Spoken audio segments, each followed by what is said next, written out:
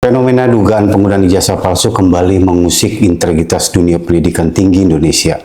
Tak hanya mencederai etika akademik, praktek ini juga menimbulkan keresahan di kalangan masyarakat dan instansi profesional. Dalam wawancara eksklusif ini, kami berbincang dengan salah satu tokoh pendidikan nasional sekaligus dekan di universitas ternama untuk menelusuri akar persoalan celah sistematik serta solusi konkret yang ditawarkan dunia akademik. Assalamualaikum warahmatullahi wabarakatuh. Waalaikumsalam. Salam sejahtera. Terima kasih banyak atas kehadirannya Bapak-Bapak dan Ibu. Selamat datang Pak Bambang Lusiadi, selamat datang Pak Bambang Khaironi, Sarjana Ekonomi MSc, dan selamat datang Ibu Nurhayati. Kali ini kita akan membahas terkait sambungan mengenai masalah YouTube yang kemarin untuk episode kedua. Iya. Gimana Pak Bambang, mungkin bisa dilanjutkan? Ya, jadi terima kasih TV Pertama Channel yang sudah mengundang kami kembali. Ya, untuk tidak menerka-nerka dan atau dugaan-dugaan, ya, tak terduga lah begini begitu masalah belakangan ini smart dengan ijazah Pak Jokowi, ya Pak ya. Kebetulan saya di sini juga menghadirkan Bapak Dr. Profesor Rani. Beliau juga tamatan S1-nya dulu tahun 79 ya. Ibu Nurhayati ini juga S1-nya tamatan tahun 2016 kan gitu Pak ya. Jadi saya menghadirkan beliau juga selaku dosen, pengajar, dan katakan guru besar Pak ya. Nah, nanti biar beliau lah yang menjelaskan.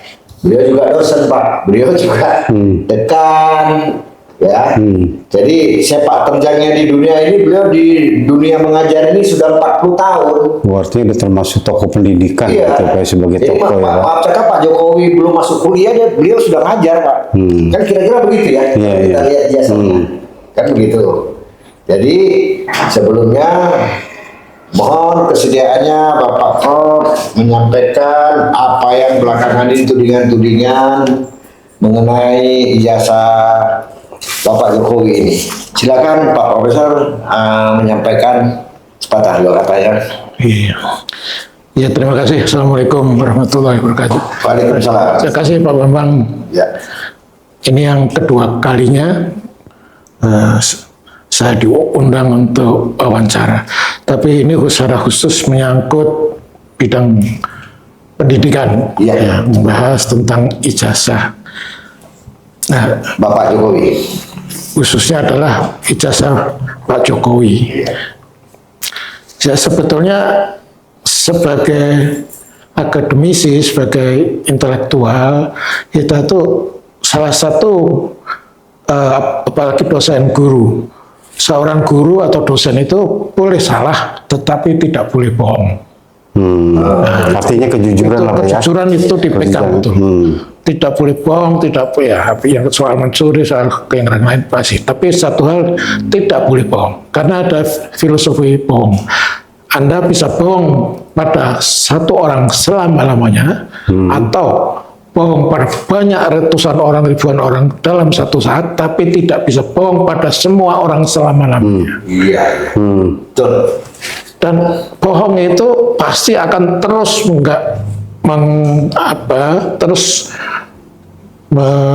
menghantui Anda selalu untuk selalu bohong. Tapi begitu Anda berbohong sekali, di mana-mana mencoba menutupi kebohongan. Ini yang tidak baik sebagai manusia. Dan kalau sudah biasa bohong, itu akan terbiasa jadi bohong dimanapun bohong. Apalagi guru, dosen, sampai bohong itu atau intelektual itu sudah suatu hal yang tidak bisa diterima. Pak, bagaimana Bapak melihat Pak kasus dugaan ijazah palsu Pak Jokowi yang kembali mencuat di ruang publik saat ini, tentu berdampak pada masyarakat ini Pak. Bagaimana sudut pandang Bapak dalam hal ini Pak?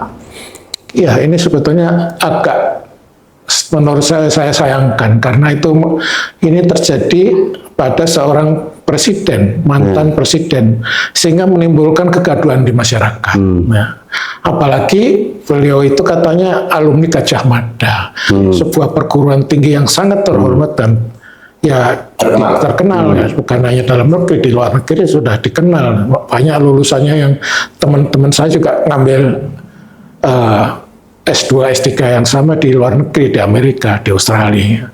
Itu sebetulnya sangat disayangkan. Tugas kita lah untuk meluruskan ya, mana yang benar, mana yang salah. Walaupun semuanya itu perlu pembuktian. Tapi secara sederhana sebetulnya bisa dibuktikan begini.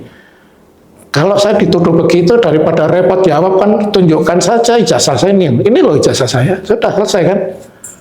Iya, benar. Tapi kan kalau menurut sudut pandang Jokowi sendiri, kalau memang dia artinya menyatakan bahwa ijazah Jokowi diduga palsu, harusnya dia sudah bisa memberikan bukti, Pak. Apalagi terlebih dia punya lawyer, ada pengacara gitu, Pak ya. Setidaknya dia bisa menghadirkan alat bukti tersebut dong, Betul, Pak. persis. Jadi ya itu kan yang sampai saat sekarang Pak Jokowi masih bersikeras untuk tidak menunjukkan ijazahnya gitu, Pak.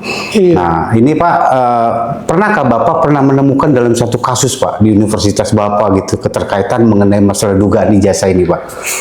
Ya alhamdulillah sih nggak pernah ya. Nggak pernah, Tapi ya? secara logika begini loh. Kalau saya dituduh orang ijazah mana, ya ngapain lu mau tanya ke saya? Itu kan wajar, misalnya atau teman atau tempat saya mengajar itu saya berikan aja kan, ini ijazah saya, ini pengalaman saya selama sekian puluh tahun. Nah, apalagi ini seorang presiden, kenapa tidak langsung saja berikan ini loh, nggak perlu buktikan. Ya orang mana membuktikan, dia nggak ngerti, dia nggak pegang, ya kan? Ya kita saja sebagai orang yang menjadi masalah, ya kita yang legowo sebagai, apalagi seorang presiden itu istilahnya itu dalam budaya Jawa itu Sabdo Pandita Ratu Tan Kena Wola Wali. Seorang raja itu tidak boleh berbicara sembarangan, ya. Harus sebagai pemimpin, sebagai leader itu nggak boleh sembarangan. Apalagi raja Jawa itu nggak akan melakukan hal seperti itu. Jadi saya juga heran kenapa mesti diperpanjang itu. Kalau bisa berikan saja ijazahnya, selesai lah. Saya kira tidak timbul sampai perdebatan segala macam. Jadi maaf, saya sebenarnya jujur ada malu juga, Pak. Ya, kita juga kalau itu kan selaku sebagai relawannya yang militansi ya. Teman kita juga banyak, Pak, di luar negeri, mana-mana daerah. Saya sekarang ini dibombardir juga nih sama teman-teman di WhatsApp saya, ya kan. Terus kalah di macam-macam saya lah kan. Yang dibilang jagoanmu nggak bener lah, yang jagoanmu, aduh, kadang-kadang sedih kita, Pak. Jadi gini, Pak, ini kebetulan saya dapat nih, Pak ya, dari media-media juga, dan kebetulan saya print. Sini, ini Pak ya, mohon maaf nih, ya Pak ya. Di sini ada ijazah, tapi yang berbeda jurusan ya Pak ya. Beliau tamatan Gajah Mada, sama-sama Gajah Mada, satu tahun 86, satu tahun 85. Kayaknya 85-86 nggak jauh beda ya Pak? Iya. Benar ya Pak ya? Ya cuma setahun deh kan. Setahun. Mungkin rektornya pun pasti belum ganti ya Pak ya? Mungkin ya. Nah, di sini jujur Pak, di sini yang saya sangat khawatirkan satu. Saya belakangan ini gara-gara ijazah, jujur Pak, teman-teman kita semua dulu saya suruh foto-fotoin ijazahnya Pak. Bahkan ijazah kita suruh foto juga sama anak bilang, pakai kacamata enggak sih? Terus saya tanya lagi, pernah dulu sama teman saya, yang senior saya lagi Pak, saya bilang, lihat dulu tahun-tahun 85, 86 itu waktu apa namanya ijazahnya pakai kacamata, nggak ada satupun katanya. Terus kan di sini ada kacamata, ya Pak ya, dan bahkan pakai matri. Saya tanya lagi sama teman-teman, emang ada ijazah pakai matri? Nah, kebetulan ini ada Bapak ya, selaku guru besar juga. Kalau menurut Bapak, apa memang benar Pak pakai matri?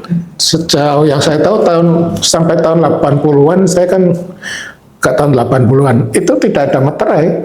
Ada meterai sih, ada meterai tapi tidak ada foto. Oh, maaf. Jadi dulu tuh ada meterai tapi tidak ada foto. Jadi kalau double itu nggak mungkin ya? Nggak mungkin aneh. Ya ada materai, ada stempel. Ada stempel. Stempel ini kan kuat Pak. Kuat. Ini badan hukum Pak. Iya. Juga perusahaan juga kan kalau sudah pakai stempel lebih kuat lagi daripada materainya kan gitu ya sebenarnya kan.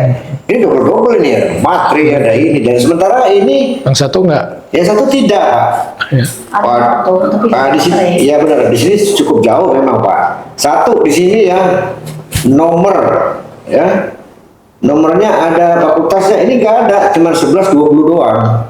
Ya biasanya ada apa gitu dia. Iya, benar Pak. Hurufnya kan. Iya, ini lihat. Ada hurufnya. Ada ini Pak ini. Iya. Ada. Ya kan, ada Gajah Madanya kan. Ini nggak ada, cuma 11, 20 doang. Dan satu lagi tulisannya ini. Ini ya, Igyanus Irwanto, ya kan. Ini Jokowi. Ini mohon maaf nih. Tulisan ini jelek banget nih Pak, nama Jokowinya nih. Ini kalau kita bilang tulisannya seperti anak TK yang nulis ini. Biasanya kan setahu kita Pak ya, dulu waktu ijazah itu satu orang yang nulis ya Pak ya. Jadi semua biar tulisannya indah. Biar seragam semua, benar ya Pak ya? Tulisannya juga bagus, dibikin bagus. Nggak sembarangan. Nah ini jauh Pak memang Pak, benar ya. Nah di sini juga kemarin saya ada dengar lagi anaknya mantan rektor apa yang Ahmad itu Pak ya, anaknya Ahmad Sumitro. Dia juga bercerita kemarin juga. Dia bilang kan itu, dia sendiri juga mengakui tanda tangan bapak beliau itu sama tanda tangannya di depannya Pak Jokowi gak sama. Beda ya Pak? Nah, beda. Kata beliau ya, pengakuan kemarin di media itu lah, Santer ya, pengakuan beliau kata anak Pak Sumitro itu. Tanda tangan yang ada di ijazah Pak Jokowi sama di tanda tangan yang di ijazah beliau sendiri anaknya nggak sama, dan dia pun ngakuin itu buat tanda tangan saya. Itu satu. Yang kedua, ejaan lama sama ejaan baru. Benar Pak. SU sama SOE. Di sini aja kelihatan Pak sebenarnya Pak dari nomor ini ya ijazah. Mana ada nomor 1120 ini kan ada nomor tahunnya, apanya, fakultasnya ya kan, Gajah Madanya ada ya. Disingkat memang benar itu biasa gitu ya. Itu 1120 ini kan 11 ini kan apa dari barat agak teramat nih kan. Jadi kalau menurut Pak Profesor selaku guru besar pendidikan sudah 40 tahun mengajar ya, saya rasa nggak mungkin lah Bapak nggak paham tentang ijazah. Kalau menurut dugaan Bapak nih, kan masih dugaan ya. Ijazah Pak Jokowi ini seperti apa Pak? Supaya maksudnya terang-terang Pak, biar selesai negeri ini curang terus gara-gara Pak Jokowi ini. Iya, saya sendiri kan melihat berapa bulan, 2 bulan ini sering baca gitu Pak. Ini betul-betul saya sayangkan itu terjadi jadi berlama-lama. Kenapa jadi pembahasan masyarakat jadi bingung? Kan itu jadi bahkan lulusan Gajah Mada sendiri mungkin juga bertanya-tanya kenapa sih? Nah, kalau saya sendiri sih jujur memang artinya begini, ijazah itu kan seperti nyawa kita, siapa seperti KTP. Kenapa sih mesti nggak ditunjukkan saja, kan kemanapun dibawa itu. Dan saya sendiri, saya bingkai, saya itu rapi betul. Oh ya, ini ngomong-ngomong ijazah nih. Nah, ini misalnya sekarang saya baru bertanya nih, Bapak selaku dosen, selaku guru pendidikan, boleh saya nggak Pak ngejazah Bapak untuk itu? Ini saya kebetulan Bapak nggak keberatan ditujuin ini ya? Silakan ya. Oh ini kebetulan beliau juga bawa nih Universitas Lampung. Ya. Tahun Betung. Ini sarjana muda nih. Ini sarjana muda beliau. Ada rektornya malah. Iya. Bukan hanya dekan saja. Nah, rektornya juga bertanda tangan, bukan sekedar dekan. Ini juga sama. Profesor, rektornya Profesor Sitanala Arsyad. Oh iya. Ya, ini rektor IPB juga. Tahun 8 berapa nih Pak? 80. Tahun 80. Keluar ini tahun 80. Iya. Jadi sebenarnya simpel sih. Beliau datang kemari menyatakan sebagai guru yang sebagai tokoh pendidikan Pak. Tokoh pendidikan dibawa biasanya. Iya. Begini aja udah selesai. Selesai permasalahan Pak. Nggak sulit. Karena kenapa beliau berani membawa? Karena memang benar ada. Tidak, kalau di Amerika misalnya nggak pakai meteran, nggak pakai itu, pakainya SEAL, namanya SEAL itu. Beliau juga University of Illinois ini 25 besar dunia, ya. Illinois. Itu universitas besar ranking 25 dunia. Nah, 25. ini sertifikat beliau. Ya. Ijazah, ya. Memang di sini tidak ada foto beliau. Di ijazahnya ini tidak ada foto beliau, cuman ada ini. SEAL, namanya SEAL. Jadi kayak SEAL itu Kalau kita katakan stempel lah. stempel, tapi stempel yang paten, paten. Nah ini bisa dicek. Nah, ini seperti ini yang benar. Pak, ini kan sebenarnya juga kalau kita melihat ada satu sistem verifikasi terkait dengan peridikti ya Pak ya. Artinya menurut Bapak itu seperti apa, efektif nggak sih Pak dalam pencegahan pemalsuan ini? Sebetulnya jangan lagi ke dalam negeri, luar negeri aja. Kalau waktu saya dari Illinois yang nomor ranking 25 dunia, itu harus lewat dikti di persetujuan. Nah, artinya efektif Pak ya, bisa mengecek keaslian ya Pak ya. Mestinya bisa, dan sederhana itu kok, nggak susah-susah amat tuh. Saya sendiri kaget waktu itu sudah lulusan perguruan tinggi luar negeri, nomor ranking 25 dunia kan masih suruh bikin itu apa perlu diserahkan ke dikti, ya serahkan aja. Artinya ketika dicek memang terdaftar keluar secara online juga Pak ya. Betul Pak. Pak, kalau di tempat fakultas itu ada nggak sistem tersendiri untuk mengecek keaslian dalam suatu ijazah itu Pak?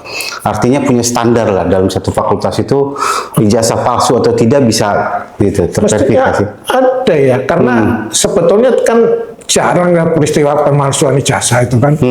Kan sebetulnya di Indonesia ini kan rame ini karena yang menyangkut presiden itu. Makanya saya bilang kalau mau nggak bikin gaduh sih itu saja, tuh serahkan, saya tunjukkan nih loh saya punya ijazah kok. Kalau hilang ya bilang hilang. Kalau hilang bisa dilaporkan polisi, ya kan bikin yang baru. Tapi itu juga harus bawa surat dari perguruan tingginya, dari Gajah Mada, pembuktian dari kawan-kawan, itu sederhana sekali kok. Nggak repot amat. Pak, bagaimana Pak etika akademik dalam proses penerbitan ijazah dan validasi lulusan itu seperti apa dan bagaimana sih Pak? Ya normalnya sudah itu ya ditandatangani oleh dekan, itu kan dekan dan rektor. Kalau saya itu ijazah saya tahun 80 itu, walaupun saya sebetulnya sudah selesai tahun 76, cuma saya kan aktivis ketua Dewan Mahasiswa, jadi dan sudah selesai sebetulnya mata kuliah, cuman skripsinya belum selesai. Nah, tapi saya penerima beasiswa pertama Super Semar dari Orde Baru itu Pak Harto tahun 75. Jadi sekolah saya itu dari S1 sampai S3 beasiswa semua, di dalam maupun di luar negeri. Di dalam negeri itu Universitas Lampung, UI, S2 saya UI juga, tapi Lampung pun sebagian dosennya itu dari UI, tingkat 4, tingkat 5 itu dari UI, termasuk Profesor Sumitro gurunya, bapaknya Pak itu. Karena makanya saya punya buku-bukunya beliau, dan saya juga menulis sesuatu selalu merefer buku itunya Profesor Sumitro, ya acuannya itu dari Profesor Sumitro. Seperti waktu saya belajar di Amerika itu kan menulis lintasan pemikiran mahasiswa kita di Amerika Serikat yang dilaksanakan di University of Iowa, Iowa University, Amerika Serikat. Saya presentasikan di Iowa itu dalam rangka seminar Permias, Persatuan Mahasiswa Indonesia di Amerika Serikat. Tulisan saya adalah ini malah nomor 2 di judulnya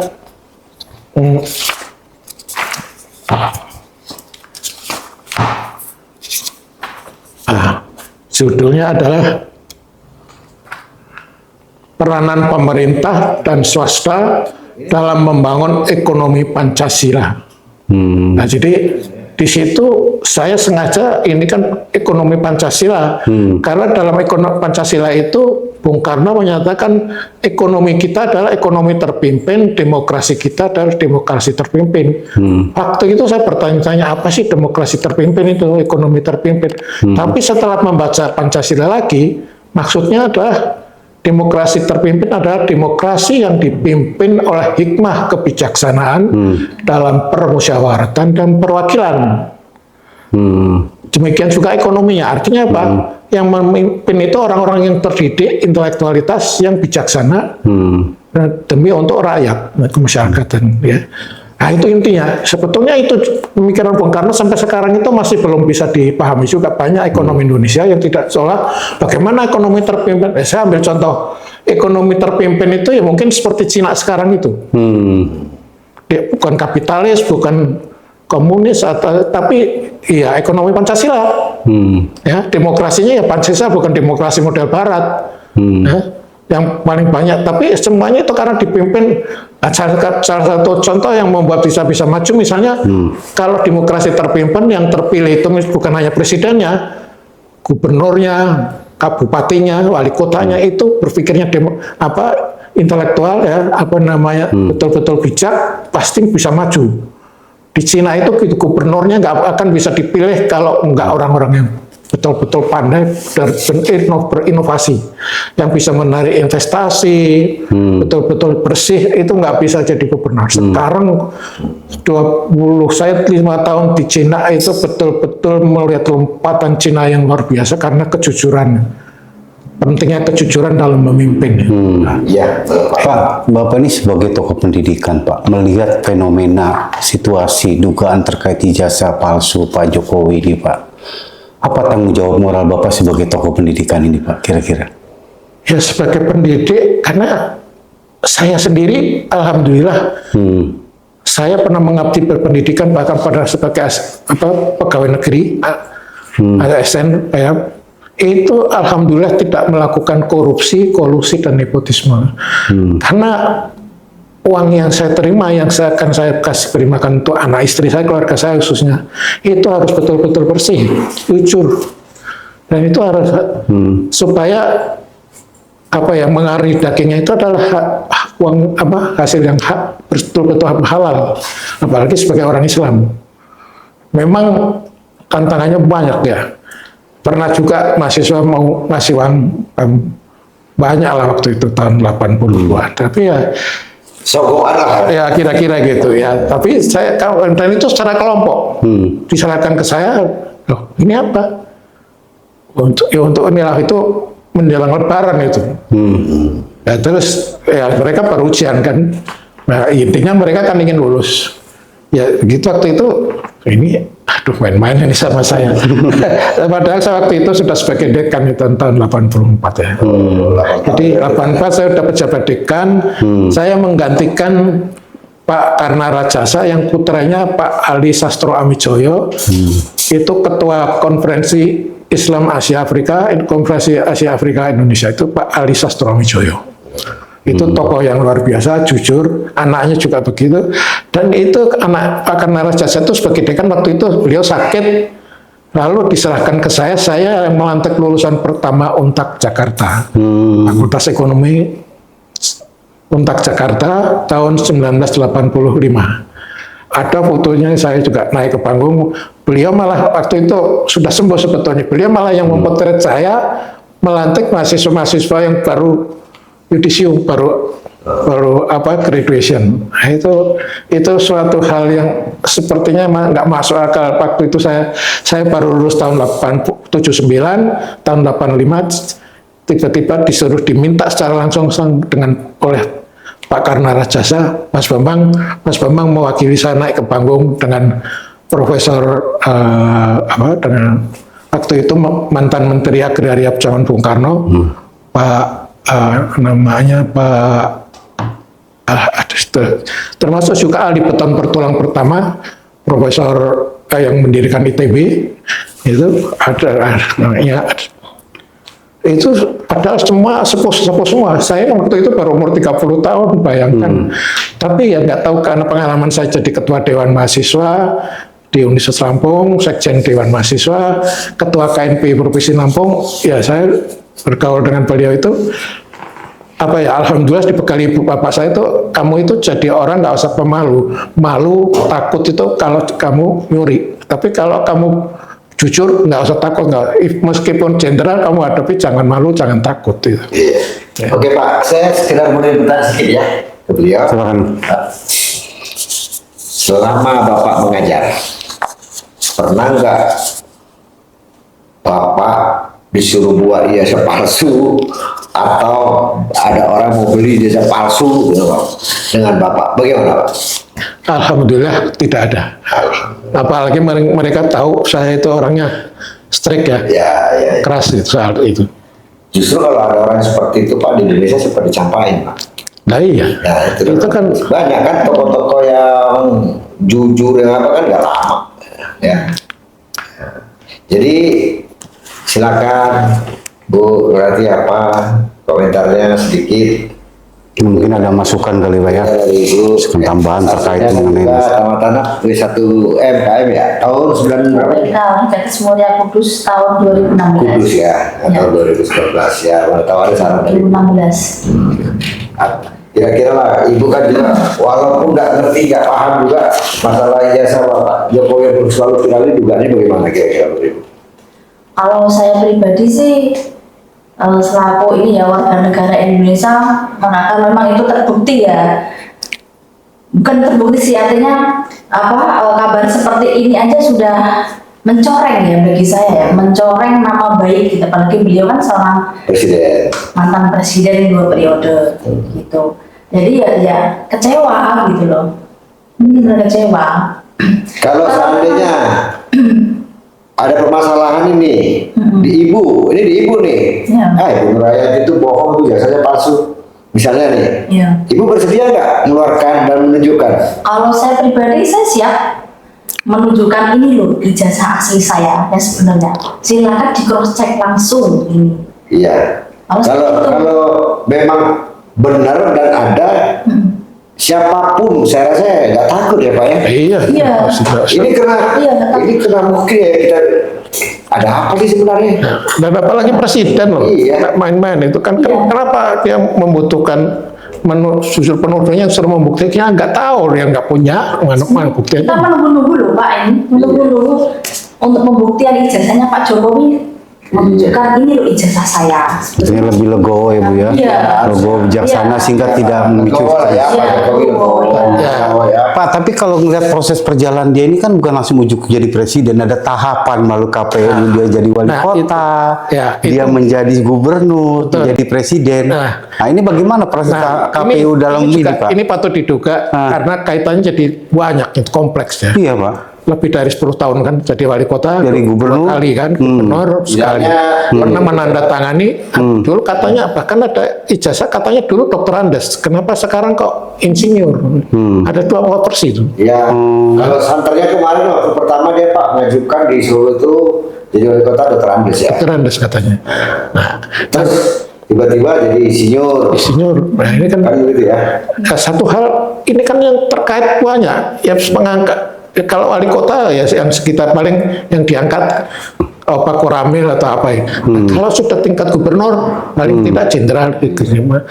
Apalagi presiden, berapa panglima yang sudah ditandatangani. Betul, Pak. Nah, ini kan jadi kompleks. Apakah itu juga yang membuat, ya mudah-mudahan jangan sampai bukan karena ini akan mengkait ya pimpinan-pimpinan angkatan bersenjata, polisi, semua lembaga di Indonesia ini, ini jadi batal semua gara-gara kalau ini terbukti kan. Nah, saya sendiri juga jangan sampai lah ini betul-betul terjadi karena apa kata dunia kalau itu. Gitu. Ya, bahkan yang ditandatangani dengan perjanjian dengan negara-negara lain pun akan terungkap kan belum. Ini presiden gimana misalnya? Ini kan dugaannya. Maka ya tolonglah, apa susahnya sih membuktikan segera karena menyangkut hubungan kita dengan negara-negara lain gitu kan. Pak, kira-kira ada nggak Pak rekomendasi Bapak terkait mengenai reformasi sistem sertifikasi mengenai masalah ijazah ini, sehingga ketika sistem itu benar-benar sudah layak, sudah benar, artinya tanpa adanya diragukan dengan pengawasan yang baik, sehingga ketika orang itu mendaftarkan diri menjadi presiden kah, menjadi gubernur, menjadi wali kota, karena sistem itu sudah baik Pak, gitu. Bagaimana Pak rekomendasi Bapak terkait mengenai reformasi sistem itu Pak? Segini, menurut saya sebaik apapun sistemnya kalau orangnya tidak baik gak bisa juga. nggak punya kejujuran, nggak punya integritas karakter yang memang kuat untuk dia bersikap apalagi sebagai negarawan. Itu satu negarawan itu tidak main-main, ya. Tanggung jawabnya besar. Makanya S3 saya S3 dari Trisakti Ekonomi Syariah, tesis saya judulnya adalah pengaruh kepemimpinan Islam inklusif, ya kepemimpinan Islam dengan nilai-nilai Islam, motivasi dan kepuasan kerja terhadap kinerja karyawan ataupun siapapun itu walaupun ini studi kasus DKI Jakarta, tapi sifat kepemimpinan yang inklusif yang diajarkan oleh Rasulullah SAW. Nah ini mungkin ini baru pertama tesis saya tentang kepemimpinan Islam, ya. Sebut ini kedua S3 saya yang kedua, yang pertama dari American University, yang ini dari Trisakti Syariah, ya. Ini pun saya tempuh dalam waktu mata kuliahnya selesai 3 tahun, tapi karena ini perlu penelitian hampir 2 tahun baru selesai. Tetapi saya bangga walaupun ini, karena ini dengan matematik, walaupun ini secara matematiknya itu matematik istilahnya nggak main-main, ekonometrik, ya, pakai hal-hal tulisan seperti ini yang diuji dengan ekonometrik dan matematik. Itu tidak gampang karena namanya kebesaran Allah ada di situ. Kalau kita salah di sini kembalikan ke Allah, ya. Kita salah di sini kembali ke Allah, itu ini ada gambar-gambarnya seperti itu. Jadi namanya artinya kita harus bisa merenungi diri kita, kalau kita pemimpin itu tanggung jawabnya sebesar apa. Kalau pemimpin keluarga kecil, itu pemimpin RT RW masih kecil, tapi kalau sudah masyarakat banyak apalagi presiden, itu tanggung jawabnya negara pada dunia, pada masyarakat kita sendiri, Indonesia sendiri, juga pada dunia. Nah, bangsa kita ini kan bangsa yang sangat disegani. Presiden kita Republik Indonesia pertama itu Soekarno itu sangat dihormati seluruh dunia. Di Mesir, di Soviet, di Cina, di Amerika, Presiden Kennedy angkat topi, ya. Waktu Bung Karno datang ke Amerika, beliau ingin tidak hanya disambut di istana, tapi Presiden Kennedy turun dari sananya menyambut Bung Karno. Oke, siap. Pak, Bapak pernah keluar di luar negeri kan ya Pak ya? Artinya adakah model dari negara lain yang bisa kita adopsi untuk mencegah pemalsuan dokumen pendidikan ini Pak? Yang kita perlu adopsi nih Pak, dari luar itu kira-kira. Saya yakin ada itu, tapi kan ada sistemnya sendiri mereka. Ya tinggal diadopsi aja kan. Seperti apa mereka? Ya mereka nggak perlu meterai, itu saya tunjukkan. Nggak perlu meterai, nggak perlu. Itu cukup ininya saja, dekannya sama sekretarisnya, itu 2 aja tanda tangan. Itu karena mereka sistemnya juga kalau sudah misalnya cari dokter, apalagi profesor, kalau sudah mengajar di sana itu udah mengajar, apalagi saya sudah 2 kali jadi dekan, itu mestinya nggak perlu lagi jadi profesor. Apalagi saya pernah bikin kurikulum suatu universitas, saya bikin sendiri, akademi saya bikin sendiri sebetulnya, tapi saya bilang ini dengan kawan-kawan, itu sebetulnya jujur saya rumuskan sendiri, tapi tentu dengan referensi dari Gajah Mada, UI, ITB, UI seperti ini. Gajah Mada seperti ini, tinggal saya lihat aja, saya adopsi yang bagus, saya masukin sebagai kurikulum. Itu tahun 84 tuh, masih sistem SKS. Itulah kenapa saya diminta untuk memimpin Fakultas Ekonomi 17 Agustus Jakarta. Terakhir Pak, apa yang Bapak mau sampaikan kepada publik Pak, untuk memperbaiki wajah dunia pendidikan kita Pak? Iya, sederhana saja sih. Ya tentu dari pemerintah sendiri harus, yang pertama pemerintah sendiri harus memperbaiki sistemnya, sistem penerimaan. Ya karena ya contoh banyak sekarang ini lembaga-lembaga yang menerima itu katanya bisa bayar, benar atau tidak saya nggak tahu. Ya apalagi ngambil S3 itu sekarang kayaknya gampang seperti kacang goreng. Profesor juga saya dengar ada yang ya ini kita nggak boleh tutup mata. Saya nggak mau suruh bayar itu untuk dapat profesor kalau mau diangkat ayo silakan. Tapi saya untuk membayar teknis penyelenggaraan secara pribadi nggak mau, apalagi itu menyangkut ratusan juta ya. Saya nggak mau. Saya memang nggak pernah memeras orang atau anak buah saya atau siapapun. Pengusaha saya pernah kerja di perdagangan, saya tidak pernah itu untuk ngurus mereka ngurus izin-izin saya minta uang enggak itu. Waktu jadi diplomat di Cina pun saya ngurusin perdagangan minta tolong ya saya bantu, termasuk Pak Yusuf Kala dan Bakri semuanya salin ya minta tolong ya tanda tangan itu nggak ada saya minta duit untuk ya karena saya sudah digaji. Gaji saya cukup besar loh, alhamdulillah sebagai diplomat ya, sebagai atasnya teknis. Jadi nggak perlu itu, saya rasa sangat cukup, bahkan saya bisa nabung karena saya hidup hemat. Ya. Bahkan dari hidup hemat itu saya bisa menyekolahkan, saya menabung, bisa nyekolahin anak saya di Australia. Padahal saya sendiri beasiswa dari S1 sampai S3 di dalam dan luar negeri. Tapi karena itu berkah, semuanya berkah, ya alhamdulillah. Ya Pak, terima kasih banyak Bapak, Ibu atas kehadirannya, Pak Bambang. Semoga apa yang disampaikan bisa bermanfaat untuk publik. Semoga permasalahan dugaan ijazah palsu ini cepat selesai Pak ya, sehingga masyarakat tidak resah kembali.